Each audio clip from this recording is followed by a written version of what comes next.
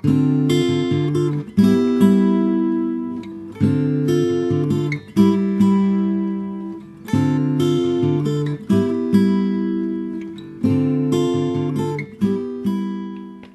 there, it's 9 o'clock.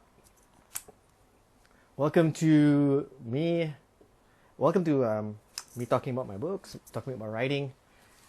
Okay, let me just adjust this. All right.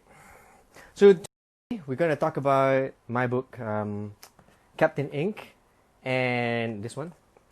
And in general, we're going to talk about bookmaking. So before that, I'd like to say thank you. I'd like to thank you to everybody who's actually supported this project, because inadvertently I've gotten a new rush to start writing again. So in many ways this is helpful for me as well. So thank you very much.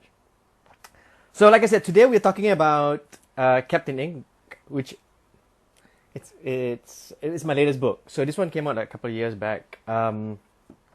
If you're new here, hi. If you're new here, have a look at the other videos. I did a video for, let me see now. I did a video for Social Carbon Copy and Social Carbon Copy. So the English one and then the Bahasa Malaysia one. Edisi Bukan Bahasa Inggris. I also did a video for Kelunding. So go and have a look. All the videos are about 30 minutes long, including this one. So the general idea is that we're trying to go for something really, really short, something really, really quick. That way, you stay for a little bit, and then, yeah. So generally, this is how it's gonna work. I tend to lose my trail of thought if you ask questions. So what's gonna happen is, go ahead and ask, but I will tend to all the questions at the end of the whole session. All right. Okay, so this is how it's going to work. We're going to start off with, I'm going to tell you a little bit about about the story behind Captain Ink, and then I'm going to tell you how I made the book, and then bookmaking in general.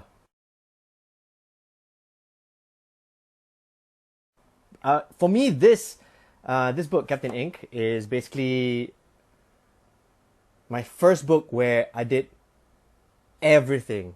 But we'll get to that in a bit. So before that, back a few years ago, I had a writer's crisis. So I had written something about like 30,000 words.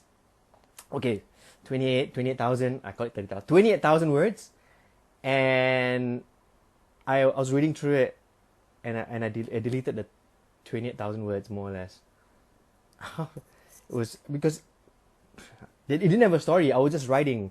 30,000 words is easy to just vomit if you're not thinking about what you're writing. So I thought that would be my book. But I ended up deleting it and not looking at it anymore. So with that, I was stuck. Because when you throw away a huge body of work, the trick is you got to start again. Which is why these days I'm working on a few books at the same time, so I don't end up feeling like feeling a bit lost the minute I feel that one book's not good enough. I tend to filter my books. Yeah. So what happened was, I was supposed to go to Chiang Mai to meet some friends in Chiang Mai, some of my Thai friends, and then later together go to Bangkok to do this festival. It was called the Magic Tattoo Festival, the White Crew, which basically means to respect the master. But the problem is, making plans for a bunch of dudes, the biggest problem is that, man, plans never happen. So as it got closer and closer and closer, as I wanted to buy tickets, to fly down, but it just didn't happen. I tried to contact them, they were not contacting me back. And for a moment, it felt like it was not happening, until I think there was like a couple of weeks before that, there was a go ahead, let's do this. So I decided, yeah, okay. So I bought a ticket, and it was just unfortunate that at that time I was going through an extremely bad financial slump. So I knew that whatever I needed to do, I had a budget for it. I had a small budget. I knew I wanted to go to Waikru. I knew I wanted to do this trip. I knew I wanted to meet my friends in Chiang Mai. But I knew I had a budget. So nothing could stray for this budget. Unfortunately, it wasn't even the best laid plan. The plan just didn't materialize. What was supposed to happen didn't happen. What I did not know would happen, happened. So in order for me to stick within my budget, I made a couple of decisions. For example, I took a decision to arrive to meet the boys in Bangkok instead of going to Chiang Mai, and to arrive in Bangkok the day before, because their flights were cheaper. So that pretty much meant that I had a lot of time at the airport waiting. So this book is it's a product of not having enough and making do with what I've got. So what happened was I bought a ticket, went down, and as I was waiting, I started scribbling, I started writing. So yeah, so this video is more or less a sharing video, so I'm going to just share. This is one of the notebooks I wrote stuff in, like notes and stuff like that. I've got like a few of these. So they were in my back pocket. So I kept notes, even like quotes. And somebody says something really smart, I'll just write down. So this was the building blocks for the book. So as the night went on and I kept writing, it didn't occur to me that it was going to go anywhere.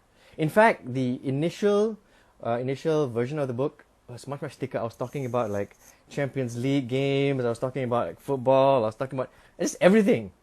I wasn't so sure where it was going. All I knew is if I just kept on writing, time will pass, and it'll be morning. Well, all this writing became a couple of notebooks, which later, as I was rereading all of it, I felt, it was pretty much worth writing about, worth compiling into a book. So from that moment where I did not have anything to write and was like stuck, I was propelled into a project, and I was like stuck in it for like weeks. But I knew that I wanted this particular book to be different from every other book I've done. In order for me to keep excited about what I do, I need to keep reinventing myself. So I need to have new rules I want to follow. Like for example, I knew that this is one of those books that I wanted to learn how to complete from zero to just before pressing the printer button. That's why I'm really proud of this book. Actually, I'm really proud of it. It's total DIY. It's total DIY. So in order for me to do this, I need to write. So I spent time writing, and while I was writing, I also went on YouTube, because I realized that writing is the easy part. The difficult part is to design the book. A book's design is extremely important. I found this out later. I found this out as I was learning. A book design is extremely important because a book that's designed well makes it easy for you to read. So I said, all right. So I spent weeks while I was writing. Whenever I took a break, instead of watching strange videos on YouTube, I learned how to work in design. Oh, saya raya for it. So nak puasa. So I did that, and learning. I got the app. I got the program, learning while writing. But as I was doing this, I also when you're writing, you tend to have moments when you're pondering. I started sketching, started like just working with pens and ink. Because what happens is that there are moments when you write and then you send it off for somebody to help read, and then you're not doing anything, but you need to keep your mind on it. So I started inking and writing and drawing, which led to me just working on art. So in this book, if you don't have it, in this book there's artwork. So all this artwork is done by me, actually. It's all done by myself. So in general, I sometimes draw. It's not my main thing. So I decided that back in the day, in the family house, we had these books where inside the books there were pictures. there'll be like blah blah blah, and then there'll be like one of those Hardy Boy books. There'll be a text and there'll be a picture. I thought it was kind of charming, and I wanted that. I wanted that. So I started working on the first piece, which was basically this one. This cover is the first piece. If I didn't work on this, there wouldn't be. I'll probably not have art in the book. So while waiting, I started working. Now my workload had multiplied. Now I was learning to design. I was writing and editing, and I was doing art. All of this doing concurrently. And just when I thought things couldn't get any more difficult, I thought to myself, I want each chapter to have like something distinct. So like this. This is Thai numerals. I thought it was kind of charming because the thing is, the book takes place in Thailand, so I wanted something that where the design was had some Thai in it. So I went out and I learned how to write 1, 2, 3 in Thai, and then tried different designs on how to get that done. There you go. Slowly and surely. So I was told later that this is not how they look really. To be honest. Thai designs are much tighter. But my Thai friend said, yeah, it's got that artistic slant to it. I guess I guess it's the cursive way of writing Thai numerals. At the same time as well, I was deciding on what to call the book, and initially the book was supposed to be called Zero the Clock, which it sounds good. Yeah, so it wasn't called Zero the Clock, because later, and this is the interesting bit. After everything is done, you only come up with the title of your book when you're almost done. I think a few weeks before the printers, it was still called Zero the Clock. Basically means when you reset everything and you start again. And that's what this book's about. This book's about going through a whole lot of problems, struggling, and then you reach a break point, where everything is zero and you start again. I thought it was a great title. But I can't remember how I came about it, but the book title changed to Captain Ink, which I thought was kind of perfect because this book is about getting tattooed in a temple in Thailand. All the artwork here is inking. It's inking art. Okay, it's inking art. A book is basically an ink. No, it's made with ink. Everything here is ink. So I thought Captain Ink. And Captain Ink to me meant when you put something in ink or when you write something down, it's permanent. It's more permanent. It's more solid. Right. So then, towards the end, that's when you get the title. Oh, and by the way, this is one of the artwork that didn't really get to the book. People wonder how I did the artwork. As you can see, there were some bad ones. Some really, really bad ones. So, having done that, having learned how to use InDesign. So, if you're designing a book, use InDesign. I use InDesign. It's easy. You need to also know a little bit about book design. So, at the same time, while learning how to use the InDesign program, I would recommend learning how to design books. From all of this, I found that one of the things I really like doing now is designing books or bookmaking, which is basically what this thing is about. Book design is basically when the part of making a book where you decide the size, you decide the font, you decide actually a really funny thing. When a lot of people got the book, they were like really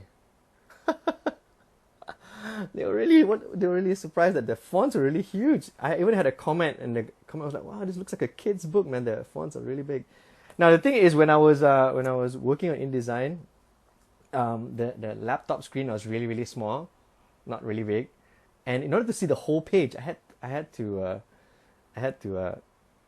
zoom in, and it looked alright. It looked alright on screen, because I could read it, not realizing that when it translated into the book, it looks pretty big. Yeah, so I would highly recommend not doing that. The other, I highly recommend not doing that at all. The other thing for me that was interesting while doing this book was, this was the first of my books that has a lot of footnotes. I put a lot of footnotes. So not only will you be reading about the trip, but there's also like bits of background and knowledge like that. Because whenever I go and buy a book these days, there's a particular book I'm looking for. I used to be the kind of guy who go and buy the latest sci-fi or latest fantasy book. But these days, what I do is I like books which are which are boring, man. Let me see if I got a docubook. Like for example, like this. I've got a book called Tea. Yeah, I've got a book called Tea. Yeah, so I like docubooks. So I also was inspired by that to actually work on put a lot of information into this book. That way, when you're reading this book, you learn something. Yeah. So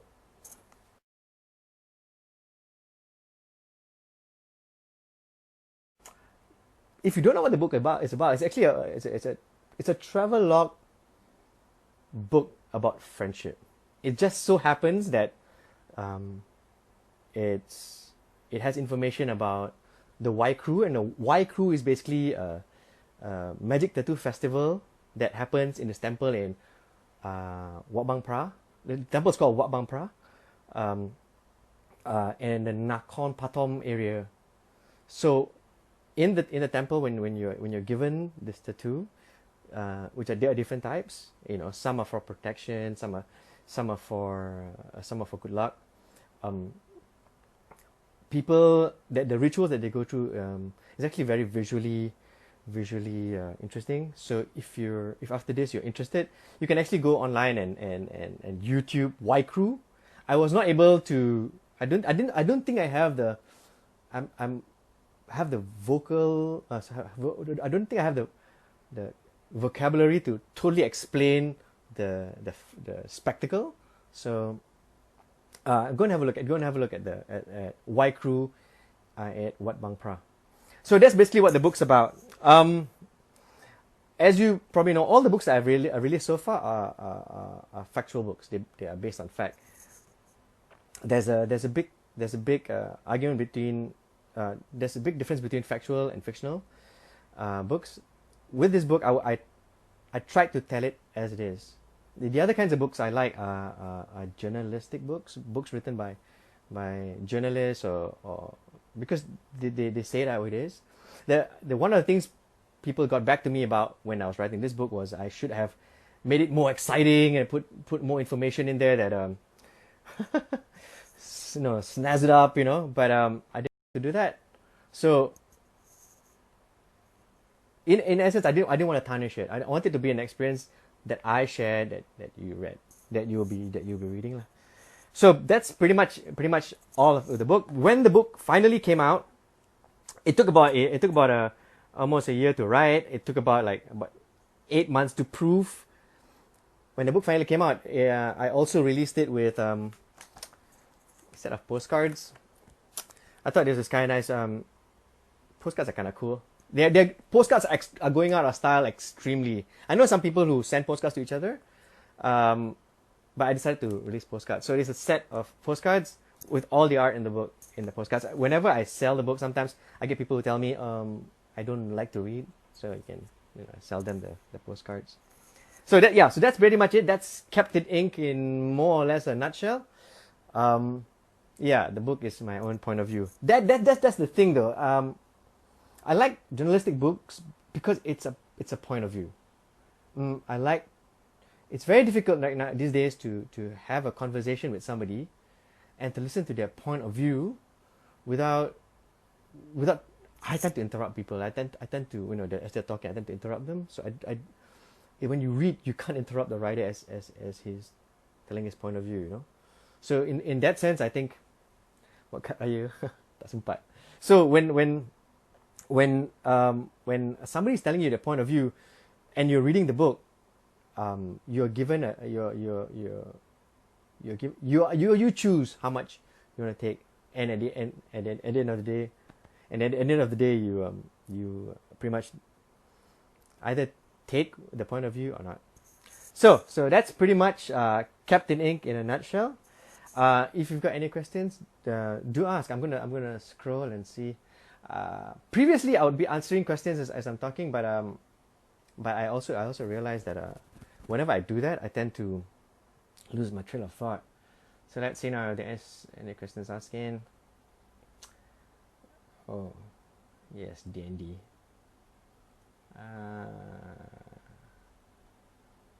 Oh, thanks, look. Oh,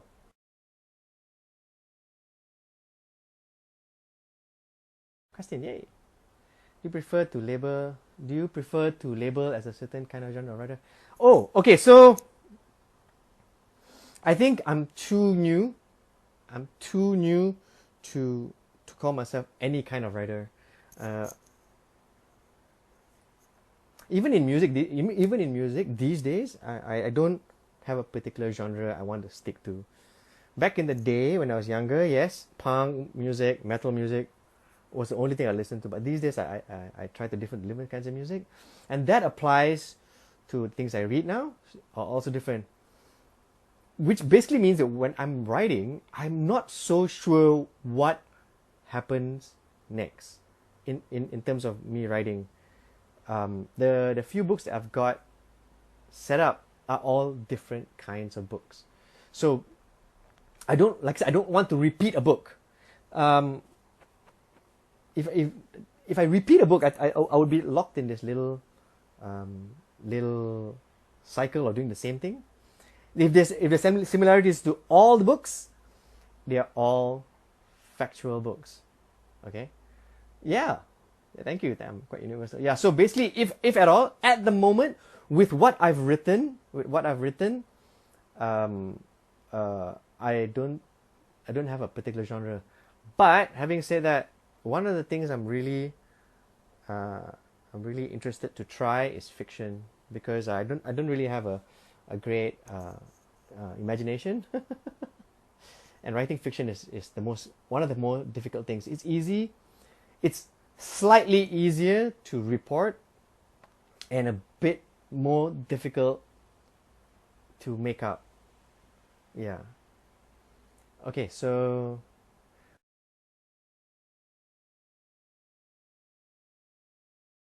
is it kind of documentary kind of book? Yes. So documentary books, like for example this one, this is I call this a docu book. It's a book about tea. Tea.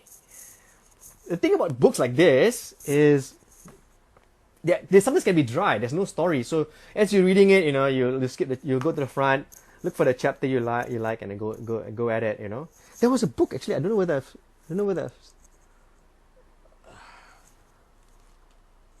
the first docu book I really liked was a book about cocaine. I can't remember the author's name. But what the writer did was, and the way he told you, the way he gave you information was in a story form, and at the same time he also was educating. I love that style. So I wanted that for this book as well. So, either is I'll teach you something, or I will share something, and while I'm sharing something, there's a story at the back. And to me at least, the story has got a lot of weight, because it's a story about people and relationships. I went on this trip with 5 guys who, out of the 5, only one could speak barely a little bit of English, and I could not speak Thai to save myself. But but what happened on the trip, what things that were said back and forth, and moments we had was worth keeping in ink. Okay, so Eddie, how do you decide on the size you wanted for the book?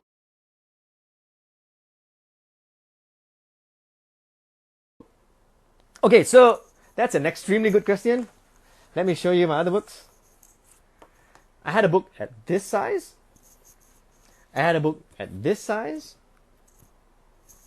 and I had a book at this size. Okay, so they're different sizes of books. Now the thing is, right, as with everything, when the size changes, your cost changes.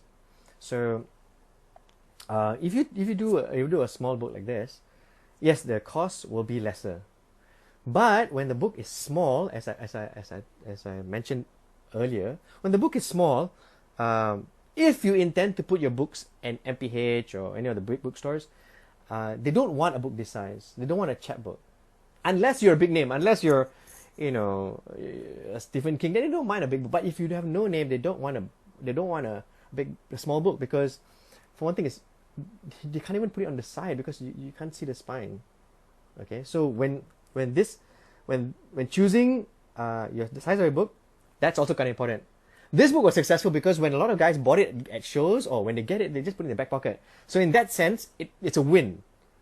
It depends on what you want the book to be for your reader. If you want your reader to have a book that they put in their back pocket, and while they're traveling, put in their handbag or in their travel bag, and they can read it anytime, yeah, a small book is great.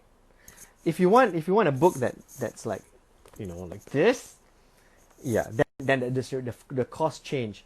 At the end of the day, I think choosing the size of the book is personal. But having said that, if you want the book to look a certain way, like for example this one, like Klunding is done in this way, just go for it. Life's too short, just go for it. It may be a little bit more expensive, but just go for it.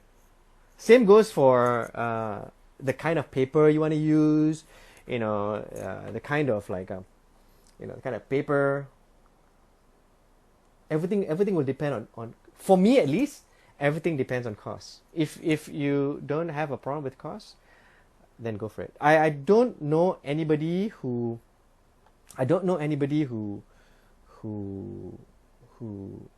thinks about the size first. At least I don't know anybody offhand. Oh, and another very important thing to remember is when you the minute you found a printer that you like, be his friend. I like my printer. He calls me up because I got 4 books, right? I mean, I've done books with him. I reprinted. He'll call me. I'll call him. We'll have a drink. Sometimes he'll call me and we'll chit chat on the phone for like 45 minutes with my printer. So why is it important to be friends with a printer? For me at least, it's important because he was the last. He actually caught a few mistakes. My God, this book has a lot of mistakes. Even going through like like 2 or 3 proofreading, a couple of mistakes happen. In fact, there will be mistakes happening as you're getting the book from its final to the printer. Sometimes there might be a problem. My printer read my books, and he actually double checked with me. He says, "Oh, Wolf, on page this one, they double check this is correct." I thought that was like a brilliant thing to do, and actually it was above and beyond what he's supposed to be doing for me. Yeah, get to know your printer. Be friends with your printer.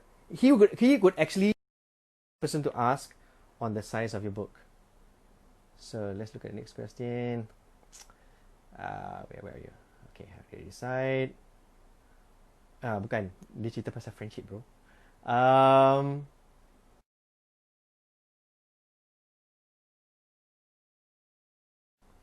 Do you have books in e-format? Okay, so e-book format.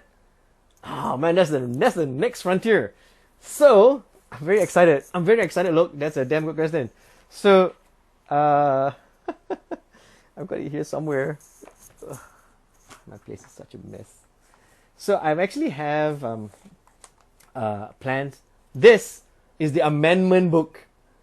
So all the mistakes people message me and like tell me, oh my God, the spelling is wrong, the it is wrong, whatever it is done in this book. So what's gonna happen is, as I start learning again, I gotta start learning how to do ebooks. There will be ebooks for all of my books. One of the good things about but that, sorry, that will be a subject for another day. But yes, we are trying to move into ebooks, but I need to learn how to do ebooks. Having said that, it's it is kind of it's kind of great if you support the physical book. You know, it helps. It helps. Every last coin, every last ringgit, every last cent helps. It helps because for one thing, just like busking, it's a show of appreciation. So that's one thing. The second thing is it's a compliment to me when you actually got it. Ebooks, I can't really track it, and I can't really autograph an ebook. I actually I get a kick out of autographing books. Actually, I don't know what to say when I autograph a book, but I get a kick out of it. So if you're gonna decide, try getting a book, try getting one of these. And if you don't want to read, get it for the artwork. If you don't get it for the artwork, get it for the design. Yeah, you know, it's done by me, so it's spoiling the whole thing.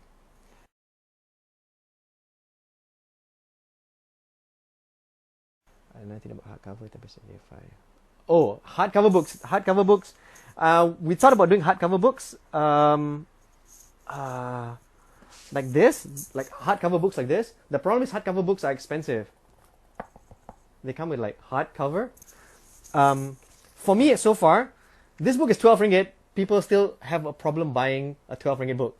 So when I upped it to good quality and like you know, gloss paper and color, and it's 25 ringgit, people had problem paying 25 ringgit. So if I release a hardcover book like this, people are not gonna pay. At the moment, people are not gonna pay premium for my books. At the moment, so yeah. Until that happens, there are no hardcover books at the moment. So what's my next book? I've got three books set up. Currently in mid writing. As I said earlier, the thing is I don't want to get stuck in dead in the water. Which one of these books will survive? I don't know, because I tend to kill my creations quite often.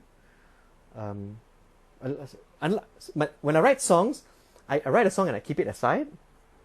Then I go back to the song and revisit. When I work on books, I kill books. I just kill it.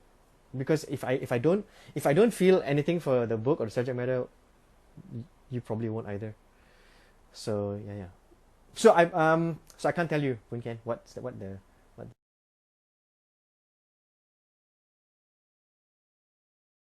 next book is. How long did it take to finish writing a book?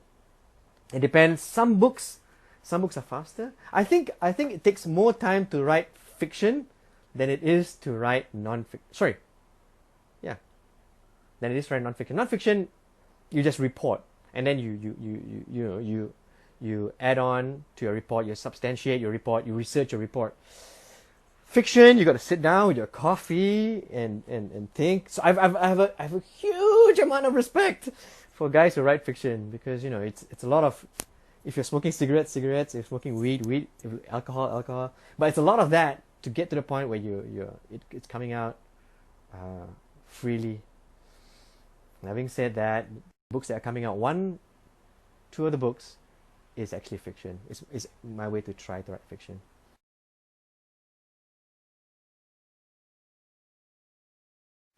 Okay, so during MCO, are there new books on the making? Yeah, during the MCO, I've been writing music. I've been painting my miniatures, and I haven't been writing so much. I thought when the MCO happened, bila dah start MCO, I thought, okay lah, tulis banyak. But I realized that I wasn't writing. I wasn't writing at all. Up until I started doing this. When I started doing this, it brought me back to writing. So again, I said this in the beginning of the live. I'd like to thank everybody. Thank you guys thanks for watching or listening, because while listening, you guys have actually given me feedback. You guys have actually given me a lot of a push that I've actually spent a lot of nights now writing. In fact, a few nights ago, I dropped 2,500 words before dawn. I was extremely satisfying. But that's a topic for another day.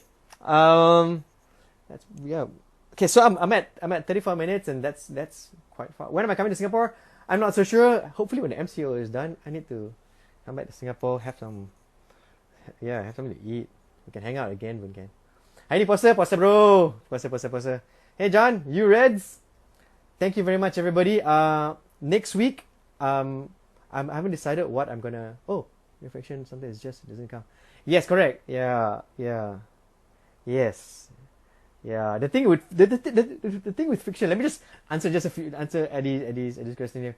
The thing with fiction is you don't have a playpen to play with. When it's fiction, when it's non-fiction, you have a playpen. You have the.